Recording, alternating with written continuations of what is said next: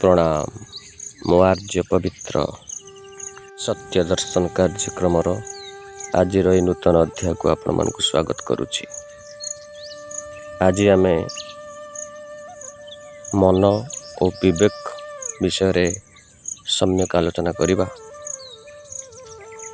ईश्वर भगवान जितेबले ए धराधाम को तांकर सृष्टि बा जीव मानक को पठाइले सेति मध्यरु मानव बा मनुष्य को सर्वश्रेष्ठ जीव रूपे जन्मदान कले। कहीं ना समस्त जीव मानक मध्यरे मनुष्य पाखरे से अनेक गुड़िए गुरुत्वपूर्ण गुण प्रदान करी ए समाज पाई ए सृष्टि पाई एक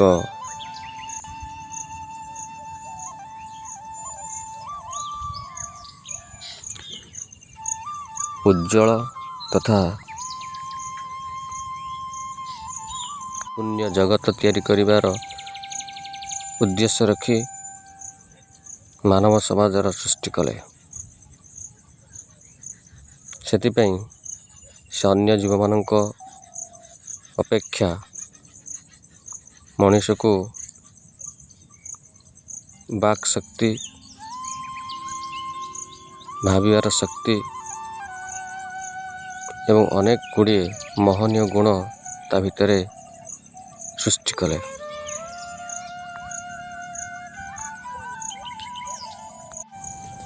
प्रत्येक मनुष्य मनरे प्रत्येक मनुष्य शरीर रे से दुईटी जिनिस अवस्थापित कले। गोटे है मन और अन्यटी है तार विवेक। मनर जन्म हिंसा द्वेष काम क्रोध परस्त्रीकातरता अन्याय अनीति इत्यादि जन्म है एवं सत्य धर्म न्याय शांति आनंद परोपकार इत्यादि विवेक सृष्टि है। ए संसारटा गोटे रास्ता। ए रास्तार अंतिम पार्श्वरे परमात्मा एवं ए रास्तारे अतिक्रम करिबा पाई प्रत्येक जीव प्रत्येक मनुष्य गोटे गोटे जान रूपे अवस्थापित हेले। प्रत्येक जीवर प्रत्येक मनुष्यर उद्देश्य है से संसार रूपक रास्तार निजर शरीर रूपक गाड़ी को चलाई परमात्मा पाखरे पहुँचवा। तेणु ईश्वर भगवान प्रत्येक मनुष्य को संसार रास्तार निज शरीर रूपक गाड़ी को चलाई परमात्मा पाखरे पहुँचवा पाई गोटे स्टीयरिंग देले।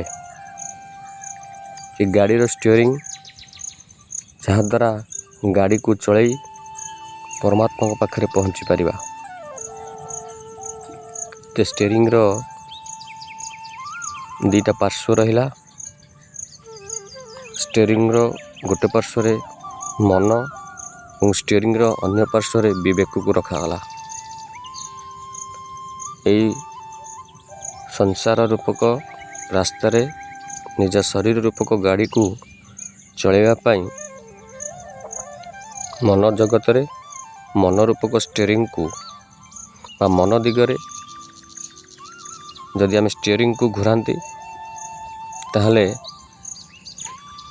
आमे यही मन जगतर प्रत्येक उपादान यथा हिंसा द्वेष काम क्रोध अनीति अन्याय इत्यादि जगत रे आमको बुलिया को पड़िबो बा सेही सब जिनिस गुड को अतिक्रम करी हमर शेष सीमा रे नर्क रे पहुँचिया को पड़िबो। मन जगत रे बुली आमे समस्ते ନର୍କରେ ହିଁ ଆମର ଯାତ୍ରା ସମାପ୍ତ କରିବା। ମନର ଶେଷ ସୀମା ଏ ନର୍କରେ ହିଁ ସମାପ୍ତ ହୋଇଛି। କିନ୍ତୁ ଅପରପକ୍ଷରେ ଦେଖିଲେ ବିବେକର ଷ୍ଟିଅରିଂଟା ବିବେକ ଦିଗରେ ଯଦି ଆମେ ଚଳାନ୍ତି ତାହେଲେ ଆମେ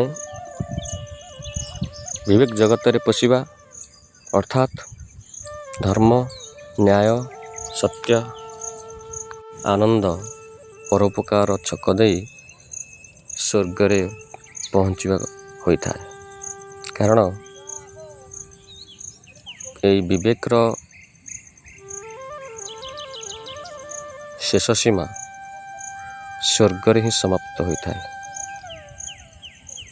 ଗୋଟେ ପଟରେ ମନ ରାସ୍ତା ଦେଇ ଆମେ ନର୍କରେ ପଡ଼ି ଯନ୍ତ୍ରଣା, ଯାତନା, ଦୁଃଖ ଇତ୍ୟାଦିକୁ ପାଇବା ଏବଂ ଅନ୍ୟପଟରେ ବିବେକ ରାସ୍ତା ଦେଇ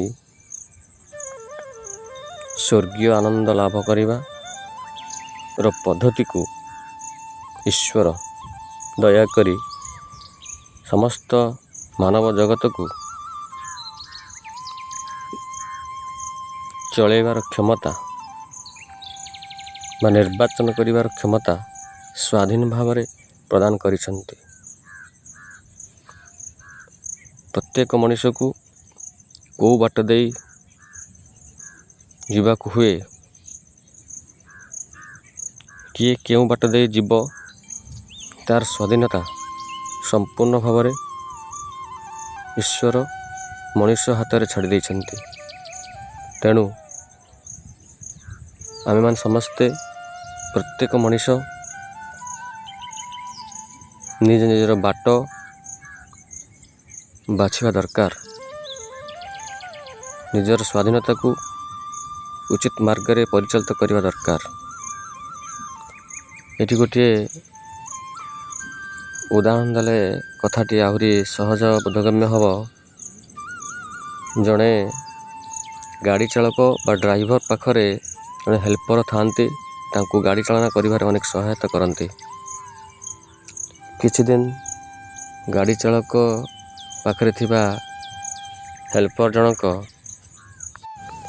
ଗାଡ଼ି ଚାଳକଙ୍କର ଗାଡ଼ି ଚଳାଇବାର କୌଶଳକୁ ନିରୀକ୍ଷଣ କରେ, ଶିଖେ ଓ ଗାଡ଼ି ଚାଳକ ମଧ୍ୟ ତାକୁ ଗାଡ଼ି ଚଳାଇବାର ଦକ୍ଷତା କୌଶଳକୁ ମଧ୍ୟ ଧୀରେ ଧୀରେ ଶିଖେଇଥାନ୍ତି।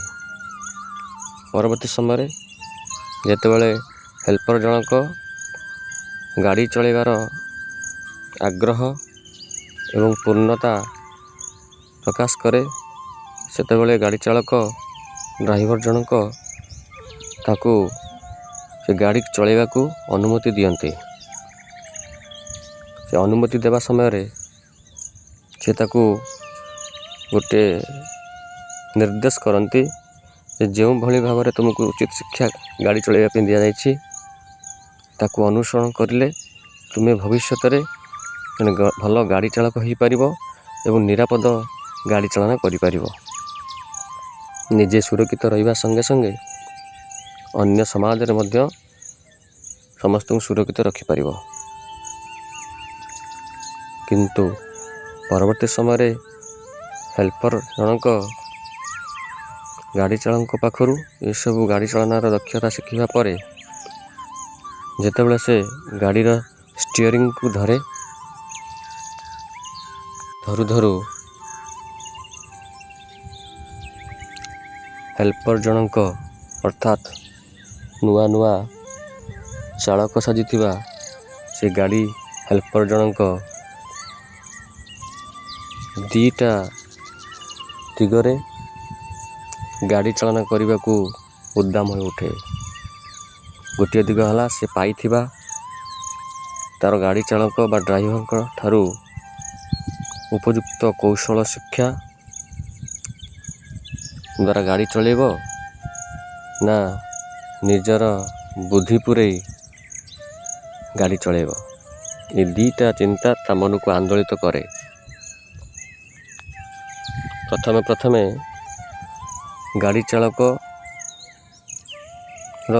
ନିର୍ଦ୍ଦେଶ ଅନୁଯାୟୀ କିଛି ସମୟ ଗାଡ଼ି ଚାଳନା କରେ। କିଛି ଦିନ ପରେ ସେଇ ଚାଳକର ହେଲ୍ପର ସାଜିଥିବା ନୂତନ ଚାଳକର ମୁଣ୍ଡକୁ ଧୀରେ ଧୀରେ ଉଦ୍ଦାମତା, ନିଜର ବାହାଦୁରୀ, ଦୁଃସାହସିକତା ଇତ୍ୟାଦି କାର୍ଯ୍ୟ କରିବାର ପ୍ରବଳତା, ପାଗଳାମି ଧୀରେ ଧୀରେ ବୃଦ୍ଧି ପାଏ। ଫଳରେ ସେ ତାର ଚାଳକଙ୍କଠାରୁ ପାଇଥିବା ସେଇ ଗାଡ଼ି ଚାଳନାର ସମସ୍ତ କୌଶଳ, ସୁରକ୍ଷିତ କୌଶଳ, ଦକ୍ଷତାକୁ ଭୁଲି ଯାଇ ନିଜର ମନ ମାଫିକ ଉଦ୍ଦାମତା, ପାଗଳାମି କରିଚାଲେ। ଯେପରିକି ଫାଙ୍କା ରାସ୍ତା ଅଧିକ ବେଗରେ ଯିବା ଉଚିତ, ଅନାବଶ୍ୟକ ଓଭରଟେକ୍ କରିବା ଉଚିତ, ଜନଗହଳି ବା ସ୍ପିଡ୍ ବ୍ରେକରକୁ ଖାତିର ନ କରିବା ଉଚିତ, ରାସ୍ତା କଡ଼ର ଟ୍ରାଫିକ୍ ନ ମାନିବା ଉଚିତ। ଏସବୁ ପାଗଳାମି ତା ମନ ଭିତରେ ଧୀରେ ଧୀରେ ବଢ଼େ ଏବଂ ସେ ନିଜେ ବାହାଦୁର ଦେଖାଇବା ପାଇଁ ଅନେକ ଗୁଡ଼ିଏ ଦୁଃସାହସିକ କାର୍ଯ୍ୟ ମଧ୍ୟ କରି ବସେ, ଯାହାକୁ ସେ ଏ ମନ ଶିକ୍ଷକ ଦ୍ୱାରା ପରିଚାଳିତ ହୋଇଥାଏ। କିଛି ସମୟ ପୂର୍ବରୁ ତାକୁ ଗାଡ଼ି ଚଳାଇବାର, ସୁରକ୍ଷିତ ଗାଡ଼ି ଚଳାଇବାର ଦାୟିତ୍ୱ ଏବଂ ଗାଡ଼ିକୁ ଦେଇଥିବା ସେଇ ଦକ୍ଷ ଗାଡ଼ି ଚାଳକର ନିର୍ଦ୍ଦେଶକୁ ସେ ଭୁଲିଯାଏ। ନିଜର ମନକୁ ଅନୁସରଣ କରି, ମନକୁ ଗୁରୁ ରୂପେ ଗ୍ରହଣ କରି ସେ ଏ ଗାଡ଼ିଟିକୁ ଧୀରେ ଧୀରେ ବାହାଦୁରୀ ମାରିବା ପାଇଁ, ପ୍ରତିଷ୍ଠିତ ହେବା ପାଇଁ ଚଳାଏ। ଫଳସ୍ୱରୂପ ରାସ୍ତାରେ ଅନେକ ଦୁର୍ଘଟଣା ଘଟାଏ, ସମାଜରେ ଅନେକ କ୍ଷତି ଘଟାଏ ଏବଂ ନିଜେ ମଧ୍ୟ କ୍ଷତି ସାଧନ କରିଥାଏ। ତେଣୁ ଚାଳକ, ଏ ଗାଡ଼ିର ପ୍ରକୃତ ଚାଳକ ଯିଏ, ସେ କିନ୍ତୁ ହେଲ୍ପର ସାଜିଥିବା ଚାଳକକୁ ଗାଡ଼ିଟା ଦେବା ବେଳେ କହିଥିଲେ ଯେ ଏବେ ତୁମେ ଗାଡ଼ି ଚଳାଇବା ପାଇଁ ଯୋଗ୍ୟ, ତୁମକୁ ଏ ଗାଡ଼ି ଦିଆଗଲା, ଗାଡ଼ି ଚଳାଇବାର, ସୁରକ୍ଷିତ ଗାଡ଼ି ଚଳାଇବାର ଦାୟିତ୍ୱ ତୁମର। ତୁମ ପାଖରେ ଦୁଇଟି ରାସ୍ତା ଅଛି, ଯେଉଁ ରାସ୍ତା ଦେଇ ତୁମେ ଗାଡ଼ିକୁ ଚାଳନା କରିବ ସେ ଦିଗରେ ହିଁ ତୁମେ ସଫଳ ହେବ। ଯଦି ପ୍ରକୃତ ଗାଡ଼ି ଚାଳକର ଗାଡ଼ି ଚାଳନାର ଦକ୍ଷତା ଓ ନିର୍ଦ୍ଦେଶକୁ ପାଳନ କରି ଗାଡ଼ି ଚଳାଯାଏ, ତାହେଲେ ଗାଡ଼ି ଚାଳନାରେ ଦକ୍ଷ ହେବ ଏବଂ ସମାଜର ଓ ନିଜର ଅନେକ ଉନ୍ନତି ସାଧନ କରିବ। ଅପରପକ୍ଷରେ ଯଦି ନିଜର ଗାଡ଼ି ଚାଳନା କରିବାର ପାଗଳାମି ଆଉ ମନମାଫିକ ଗାଡ଼ି ଚାଳନା କରାଯାଏ, ତାହେଲେ ନିଜେ ସମାଜର ଅନେକ କ୍ଷତି ଘଟାଇବା ସଙ୍ଗେ ସଙ୍ଗେ ନିଜର ମଧ୍ୟ ଅନେକ କ୍ଷତି ସାଧନ କରିବ। ଏହି କଥା ସେ ମଧ୍ୟ କହିଥିଲେ। ମାତ୍ର ଏ ନୂଆ ଗାଡ଼ି ଚାଳନା ଶିଖିବାର ଉଦ୍ଦାମତା ସେ ନୂଆ ଚାଳକକୁ ପଥଭ୍ରଷ୍ଟ କରିଥାଏ, ଯାହାଫଳରେ ସେ ନିଜର ମନକୁ ଅନୁସରଣ କରି ସମାଜରେ ଅନେକ ଗୁଡ଼ିଏ କ୍ଷତି ସାଧନ କରେ। ବିବେକ ହେଉଛି ଧର୍ମ ରାଜ୍ୟରେ ପ୍ରବେଶ କରିବାର ଏକମାତ୍ର ଉପାୟ, ଏକମାତ୍ର ପଥ ପ୍ରଦର୍ଶକ।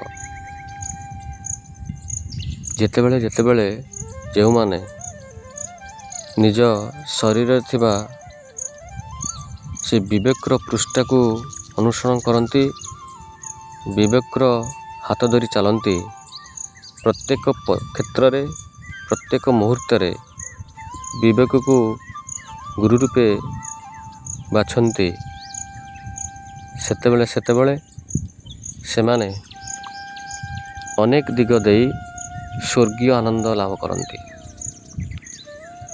ଏହି ବିବେକକୁ ଅନୁସରଣ କରିବା ଫଳରେ ମଣିଷ ଭିତରେ ହ୍ୱାଟ୍ ଇଜ୍ ହ୍ୱାଟ୍ ଏ ଭାବିବାର ଚିନ୍ତା ଜନ୍ମ ଲାଭ କରେ ଏବଂ ଏ ବିବେକର ପଥ ଅନୁସରଣ କରି ଈଶ୍ୱର ପ୍ରାପ୍ତି ହେବାର ସମ୍ଭାବନା ମଧ୍ୟ ଯଥେଷ୍ଟ ଅଧିକ ପାଇଥାଏ। କାରଣ ବିବେକରୁ ହିଁ ମହାନତା, ସତ୍ୟତା ଏବଂ ପରମ ସ୍ୱାଧୀନତା ଲାଭ ହୋଇଥାଏ, ଆତ୍ମସନ୍ତୋଷ ଲାଭ ହୁଏ। ଯଦି କୌଣସି ଲୋକଠାରୁ କିଛି ଆପଣ ଉପକାର ପାଇଥାନ୍ତି, ତାର ଉପକାରକୁ ଆପଣ ଯଦି ମନେ ରଖି କୌଣସି ଏକ ସମୟରେ ତା ପାଖରେ ଆପଣ ଛିଡ଼ା ହୁଅନ୍ତି, ତ ସେତେବେଳେ ଆପଣ ମନ ଭିତରେ ଏକ ଅପୂର୍ବ ସ୍ୱର୍ଗୀୟ ସନ୍ତୋଷ ଲାଭ କରନ୍ତି। ଯଦି ବିବେକକୁ ଅନୁସରଣ କରି ଆପଣ ଏ ସ୍ୱର୍ଗୀୟ ଲାଭ କରିପାରିଲେ, ତାହେଲେ ଏ କ୍ଷେତ୍ରରେ ବିବେକର ଭୂମିକା କେତେ ଯେ ମହାନ, ତାହା ସେତେବେଳେ ଆପଣ ହିଁ ନିଜେ ଅନୁଭବ କରିପାରିବେ। ଅପରପକ୍ଷରେ ଯଦି ଲୋକଟିର ଉପକାରକୁ ଆପଣ ସମ୍ପୂର୍ଣ୍ଣ ଭୁଲିଯାଇ ତାର ଅସୁବିଧା ସମୟରେ, ତାର ଦରକାର ସମୟରେ ଆପଣ ଯଦି ତାକୁ ଉପେକ୍ଷା କରନ୍ତି, ତାହେଲେ ପରବର୍ତ୍ତୀ ସମୟରେ ହୁଏତ ଆପଣଙ୍କ ପାଖରେ ଏମିତି ଏକ ସମୟ ଆସିବ ଯେଉଁ ସମୟରେ ଆପଣ ସେହି କର୍ମ ପାଇଁ, ସେହି କାର୍ଯ୍ୟ ପାଇଁ ଆପଣ ଲଜ୍ଜିତ ନିଜକୁ ମନେ କରିବେ। ଅର୍ଥାତ୍ ସେ ସମୟରେ ସେ ଉପକାର କରିଥିବା ଲୋକର ଦରକାର ସମୟରେ ଆପଣ ବିବେକକୁ ଅନୁସରଣ ନ କରି ନିଜର ମନକୁ ଅନୁସରଣ କରି ତାଠାରୁ ଦୂରେଇ ଯାଇଥିଲେ। ଫଳରେ ପରବର୍ତ୍ତୀ ସମୟରେ ଆପଣ ନିଜକୁ ନିଜେ ଲଜ୍ଜିତ ଅନୁଭବ କଲେ ଏବଂ ତୁଚ୍ଛ ମନେ କଲେ। ତେଣୁ ମନ ଜଗତରେ ଆଉ ବିବେକ ଜଗତରେ, ଏ ଦୁଇଟା ଜଗତରେ ବିଚରଣ କରିବାର କ୍ଷମତା, ସ୍ୱାଧୀନତା ଈଶ୍ୱର ଆମ ସମସ୍ତଙ୍କୁ ମୁକ୍ତ ଭାବରେ ଦେଇଛନ୍ତି। ନିର୍ବାଚନ କରିବାର ଦାୟିତ୍ୱ ସମ୍ପୂର୍ଣ୍ଣ ଆମର। ସେଦିନ କୌଣସି ଗୋଟିଏ ରାଜ୍ୟର 3 ଜଣ ବିଜ୍ଞ ବ୍ୟକ୍ତି ଆଉ ଜଣେ ମୂର୍ଖ ବ୍ୟକ୍ତି, ପାଠଶାଠ ପଢ଼ିନଥିବା ଜଣେ ବ୍ୟକ୍ତି କୌଣସି କାମରେ ଜଙ୍ଗଲ ମଧ୍ୟ ଦେଇ ଯାଉଥିବା ସମୟରେ ହଠାତ୍ 3 ଜଣ ବିଜ୍ଞ ପଣ୍ଡିତ ପ୍ରାଜ୍ଞ ବ୍ୟକ୍ତି ସହିତ ଏ ବିଶେଷ ଭାବରେ ପଢ଼ିନଥିବା, ଜାଣିନଥିବା, ଜ୍ଞାନ ଗାରିମା ନଥିବା ବ୍ୟକ୍ତିଟି ଗୋଟିଏ ଅଦ୍ଭୁତ ପ୍ରକାର ଦୃଶ୍ୟ ଦେଖିଲେ। ଅର୍ଥାତ୍ ଜଙ୍ଗଲରେ କିଛି ହାଡ଼, କୌଣସି ଗୋଟେ ମୃତ ଜୀବର ହାଡ଼ ବିକ୍ଷିପ୍ତ ଅବସ୍ଥାରେ ପଡ଼ିଥିବାର ଦେଖିଲେ। ଏଇ 3 ଜଣ ପ୍ରାଜ୍ଞ ବ୍ୟକ୍ତି ସେମାନଙ୍କର ବୁଦ୍ଧି, ଜ୍ଞାନର, ଦର୍ଶନର ପରୀକ୍ଷା କରିବା ପାଇଁ, ସଫଳ ହେବା ପାଇଁ ସେମାନେ ବିକ୍ଷିପ୍ତ ପଡ଼ିଥିବା ଏ ଅସ୍ଥିଗୁଡ଼ିକୁ ଯୋଡ଼ିବାରେ ଲାଗି ପଡ଼ିଲେ।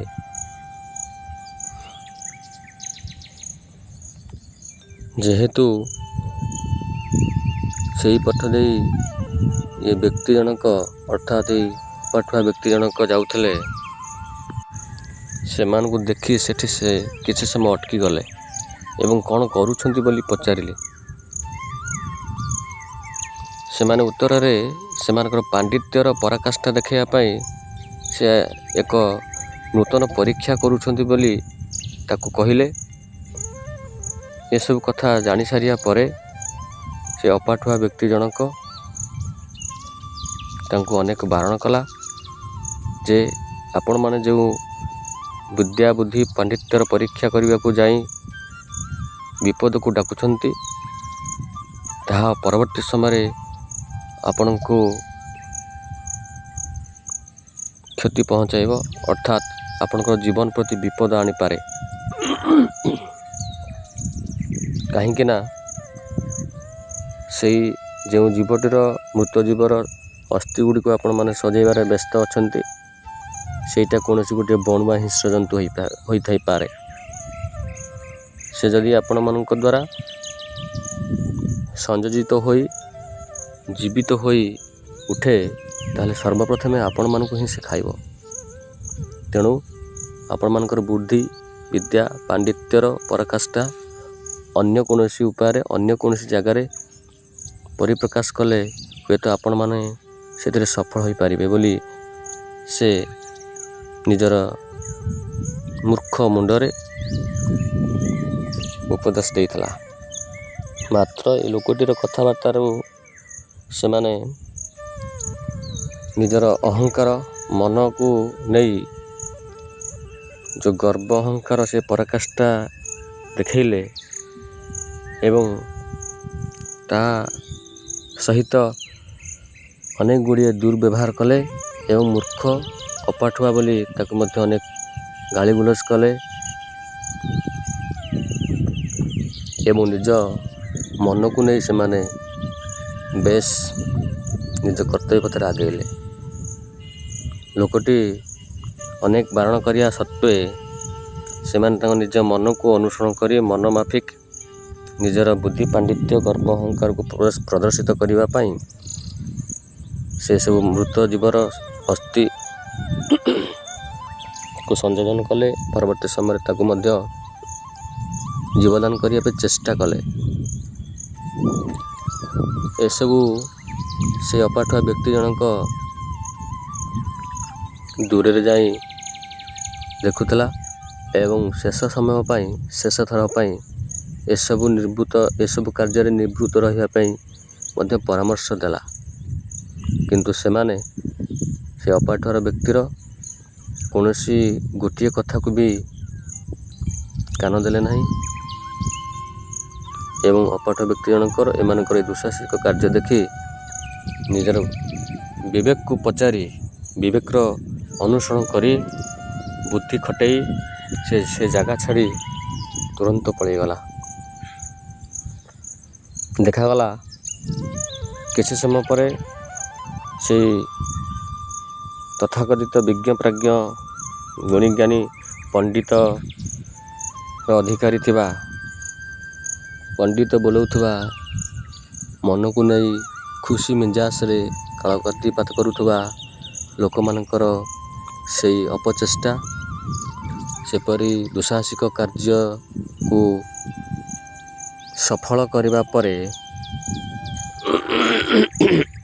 ତৎକ୍ଷଣାତ୍ ସେଠି ଭୋକ ଉପାସରେ ରହି ରହି ମୃତ୍ୟୁ ହୋଇଥିବା ଗୋଟିଏ ସିଂହ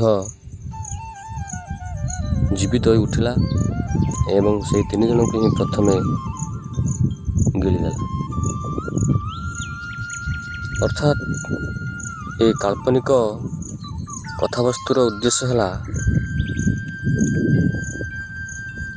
ଯଦି ସେମାନେ ଏତେ ବୁଦ୍ଧିଜ୍ଞାନୀ ଲୋକ ବୁଦ୍ଧି ପାଣ୍ଡିତ୍ୟ ପ୍ରାଜ୍ଞ ବ୍ୟକ୍ତି ଥିଲେ ତାହେଲେ ସେମାନେ ଏତେ ଜୀବନକୁ ସେ ରକ୍ଷା କରିପାରିଲେ ନା କାହିଁକି? ଆଉ ଜଣେ ଅପାଠୁଆ ଲୋକ ପାଠଘର ଶୂନ କହିଲେ କିଛି ଅତ୍ୟୁକ୍ତି ହେବ ନାହିଁ। ସେ କିପରି ନିଜ ଜୀବନକୁ ଅତି ସହଜରେ ବଞ୍ଚେଇ ଦେଲା? କାହିଁକି ନା ଏ ପ୍ରାଜ୍ଞ ତଥାକଥିତ ଗୁଣୀ ଜ୍ଞାନୀ ବୋଲାଉଥିବା ଲୋକମାନେ ବ୍ୟକ୍ତିମାନେ ନିଜର ମନକୁ ସର୍ବଦା ଅନୁସରଣ କରି ବାହାଦୁରୀ ଦେଖାଇବା ଦୁଃସାହସିକ କାର୍ଯ୍ୟ କରି ପ୍ରତିଷ୍ଠିତ ହେବାର ଯେଉଁ ପାଗଳାମି ଏମାନଙ୍କ ଭିତରେ ଭରିଥିଲା ତା ଫଳ ସ୍ୱରୂପ ଏମାନଙ୍କର ଜୀବନ ହରାଇବାକୁ ପଡ଼ିଲା। ଅପରପକ୍ଷରେ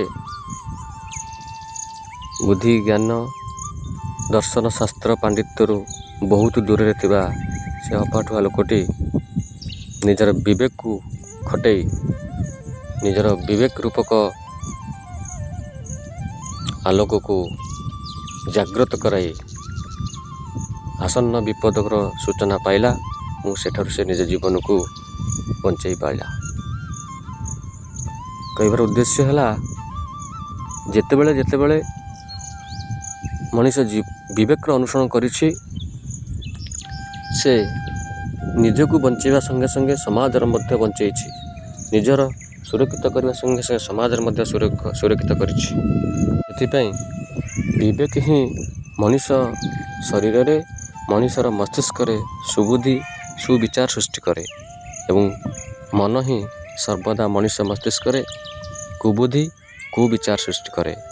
ଗୋଟେ ପଟେ ଅଧପତନ ହେବାର ସମ୍ପୂର୍ଣ୍ଣ ରାସ୍ତା ଏବଂ ଅନ୍ୟପଟେ ସ୍ୱର୍ଗୀୟ ଆନନ୍ଦ ଆଉ ଲାଭ ସ୍ୱର୍ଗୀୟ ଖୁସି ପାଇବାର ସମ୍ପୂର୍ଣ୍ଣ ଏକ ଉତ୍ତମ ଉନ୍ନତ ରାସ୍ତା। ଆମ ପାଖରେ ପ୍ରତ୍ୟେକ ମଣିଷ ପାଖରେ ଈଶ୍ୱର ଏ ଦୁଇଟି ରାସ୍ତା ଦେଇଛନ୍ତି, ଦୁଇଟି ଷ୍ଟିଅରିଂ ଦେଇଛନ୍ତି। ଆମେମାନେ ତାକୁ ଯିଏ ଯେପରି ଭାବରେ ଯେଉଁ ଷ୍ଟିଅରିଂକୁ ଧରିବ ତା'ର ମନର ଶରୀର, ତା'ର ଈଶ୍ୱର ପ୍ରଦତ୍ତ ଶରୀର ସେଇ ରାସ୍ତାରେ ହିଁ ଯିବ ଏବଂ ଶେଷ ରାସ୍ତାର ଶେଷ ସୀମାରେ ସେ ନର୍କକୁ ଯିବ ନଚେତ୍ ସ୍ୱର୍ଗକୁ ଯିବ। ଏ ବିଚାର ଆମ ସମସ୍ତଙ୍କର ହେବା ଦରକାର। ଏ ଉଦ୍ଦେଶ୍ୟ ଏବଂ ଲକ୍ଷ୍ୟ ଆମ ସମସ୍ତଙ୍କର ହେବା ଦରକାର। ସମାଜ ପାଇଁ, ପ୍ରତ୍ୟେକ ମଣିଷ ପାଇଁ ଆମେ ଏ ଜୀବନ ରୂପକ ବା ଶରୀର ରୂପକ ଗାଡ଼ିଟାକୁ କେଉଁ ଷ୍ଟିଅରିଂ ଧରି ଚଳାଇବାକୁ ହେବ ତା ଆମେ ସମସ୍ତେ ପର୍ଯ୍ୟାଲୋଚନା ଅନୁସରଣ ଏବଂ ପର୍ଯ୍ୟବେକ୍ଷିତ କରିବା ସମ୍ପୂର୍ଣ୍ଣ ଭାବରେ ଉଚିତ। ଆମେ ଅନେକ ସମୟରେ କହନ୍ତି ଆଜି ମନ ହେଉଛି ଏଇଟା ଖାଇନେବା, ସେଇଟା ଖାଇନେବା, ଏଇଟା କରିନେବା, ସେଇଟା କରିନେବା। ଟିକିଏ ଅନ୍ୟ ଏକ ଉଦାହରଣକୁ ଯିବା। ଗୋଟେ ଲୋକ ଘରେ ନିଜର ମଧ୍ୟାହ୍ନ ଭୋଜନ କରିସାରିବା ପରେ ରାସ୍ତାରେ ଯାଉଥିବା ସମୟରେ ରାସ୍ତା କଡ଼ରେ ସୁନ୍ଦର ସୁସଜ୍ଜିତ ଭାବରେ ଏବଂ ସୁଗନ୍ଧିତ ବାସ୍ନା ଦେଉଥିବା କୌଣସି ରାସ୍ତା କଡ଼ର ଖାଦ୍ୟକୁ ଦେଖିଲା। ଦେଖିବା ପରେ ତା'ର ଇଚ୍ଛା ହେଲା ସେଠିକି ଟିକେ ଅଟକି ଯିବା ଓ ଅଟକି ଯାଇ ଧୀରେ ଧୀରେ ସେ ଖାଦ୍ୟକୁ ସେ ଖାଇବାକୁ ଚେଷ୍ଟା କରିବ। ନିଜେ ମଧ୍ୟାହ୍ନ ଭୋଜନ କରିସାରିବା ପରେ ତା'ର ଶରୀରରେ ଆଉ ଖାଦ୍ୟର ସେହି ସମୟ ପାଇଁ ଆବଶ୍ୟକତା ଆଉ ନାହିଁ, କିନ୍ତୁ ପାରିପାର୍ଶ୍ୱିକର ସଂଘାତ, ପାରିପାର୍ଶ୍ୱିକର ଆକର୍ଷଣ ଦ୍ୱାରା ସେ ଆକର୍ଷିତ ହୋଇ ନିଜର ମନକୁ ଅନୁସରଣ କରି ସେ ପୁଣି ଥରେ ନିଜ ଶରୀର ପାଇଁ ଖାଦ୍ୟର ଆବଶ୍ୟକତାକୁ ବୃଥା ବିବେଚନା କରେ। ଏହା ଫଳରେ ଖାଦ୍ୟ ହଜମ ହେବାରେ ବାଧା ସୃଷ୍ଟି ହୁଏ। ପରବର୍ତ୍ତୀ ସମୟରେ ଖାଦ୍ୟ ହଜମ ନହେବା ଜନିତ ବା ଖାଦ୍ୟର ବଦହଜମ ଜନିତ ଅନେକ କଷ୍ଟ ସ୍ୱୀକାର କରିବାକୁ ପଡ଼ିଥାଏ। କୁହାଯାଏ 5 ମନ 25 ପ୍ରକୃତି। ମଣିଷ 5ଟି ଇନ୍ଦ୍ରିୟ ଦ୍ୱାରା ବଶୀଭୂତ। ଆଜ୍ଞା, ସମସ୍ତ ମଣିଷ ମଧ୍ୟରେ 5ଟି ଇନ୍ଦ୍ରିୟ ଥାଏ। ଏହା ଈଶ୍ୱର ପ୍ରଦତ୍ତ।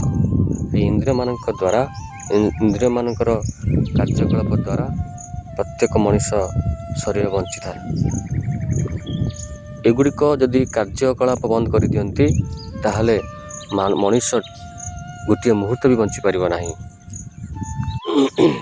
ଆଜି କୌଣସି କର୍ମକ୍ଷେତ୍ରରେ ନିଜର ଉଚିତ ଉପାର୍ଜନ ଠାରୁ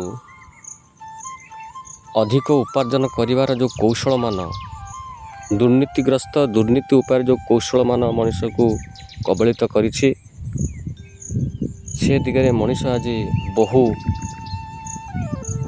ଆଶାବାଦୀ ଆଉ ଚେଷ୍ଟିତ ମଧ୍ୟ। ସେତେବେଳେ ନିଜର ଉଚିତ ଉପାର୍ଜନ ଉଚିତ ପାରିଶ୍ରମିକକୁ ସେ ଭୁଲିଯାଇ ମନର ଅନୁସରଣ କରି କିଭଳି ଭାବରେ ସେ ଅଧିକରୁ ଅଧିକ ବେଆଇନ ଏବଂ ଦୁର୍ନୀତି ଉପାୟରେ ଅର୍ଥ ଉପାର୍ଜନ କରିବ, ସେ ଦିଗରେ ସେ ବହୁ ଦୂର ଚାଲିଯାଏ।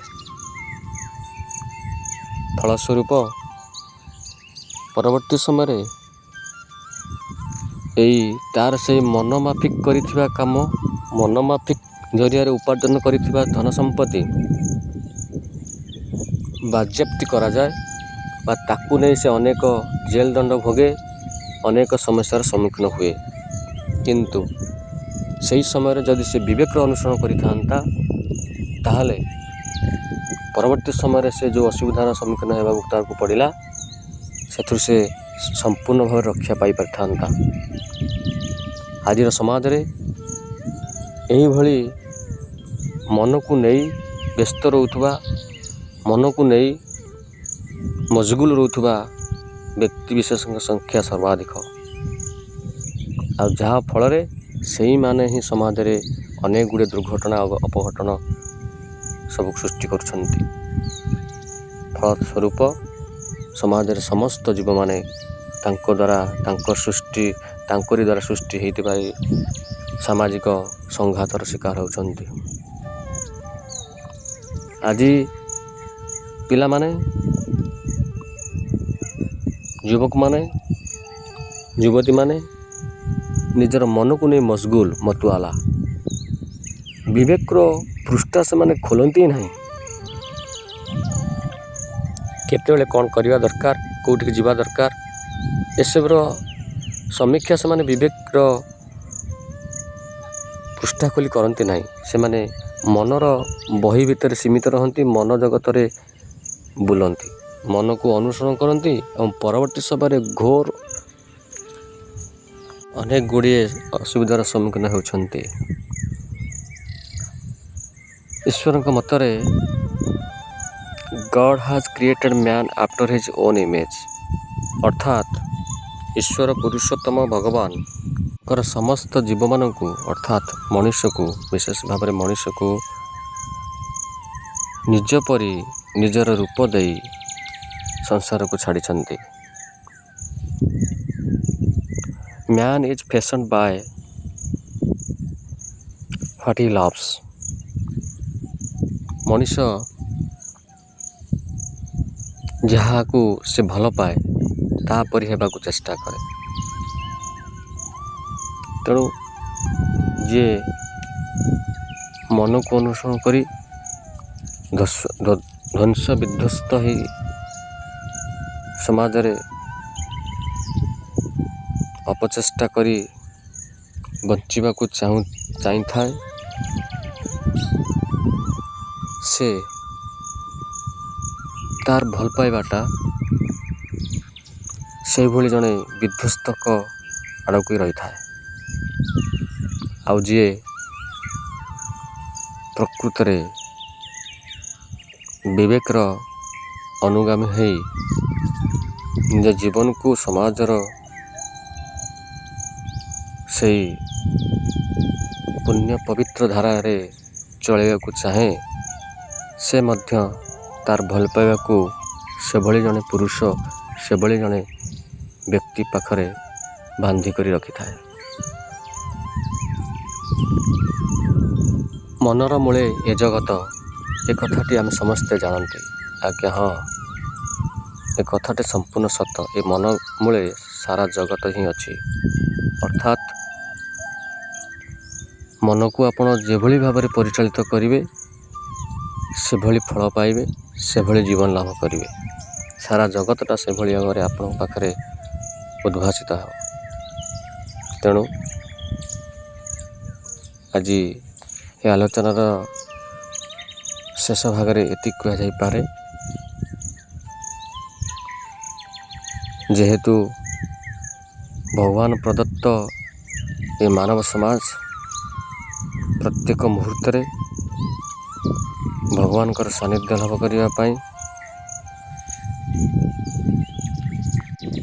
ନିଜ ଜୀବନକୁ ସୁନିୟନ୍ତ୍ରିତ କରି ସମାଜର ପୁଣ୍ୟ ପବିତ୍ର ରାସ୍ତାରେ ଚଲାଇବାକୁ ହୁଏ, ତେବେ ଆମେ ସମସ୍ତଙ୍କୁ ନିଜ ମସ୍ତିଷ୍କରେ ଥିବା ସେଇ ରାକ୍ଷସ ମନର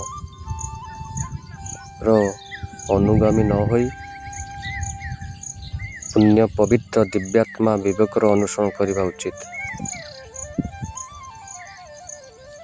ପ୍ରତ୍ୟେକ କ୍ଷେତ୍ରରେ, ପ୍ରତ୍ୟେକ ସମସ୍ୟାରେ, ପ୍ରତ୍ୟେକ ପରିସ୍ଥିତିରେ ନିଜର ବିବେକକୁ ଅନୁସରଣ କରନ୍ତୁ, ବିବେକର ହାତ ଧରନ୍ତୁ।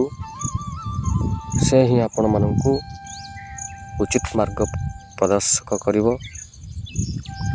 ଉଚିତ ରାସ୍ତାରେ ଚଲାଇ ପରମାତ୍ମାଙ୍କ ପାଖରେ ପହଞ୍ଚାଇବ ଏବଂ ଜୀବନକୁ ସାର୍ଥକ କରି ତୋଳିବ। ଆଜି ପାଇଁ ଆଲୋଚନାକୁ ଏଇଠି ରଖୁଛି। ପୁଣି ଆପଣମାନଙ୍କ ସହିତ ଦେଖା ହେବା ଆଉ ଏକ ନୂତନ ଅଧ୍ୟାୟରେ। ସେତେବେଳେ ଯାଏ ରହୁଛି। ପ୍ରଣାମ।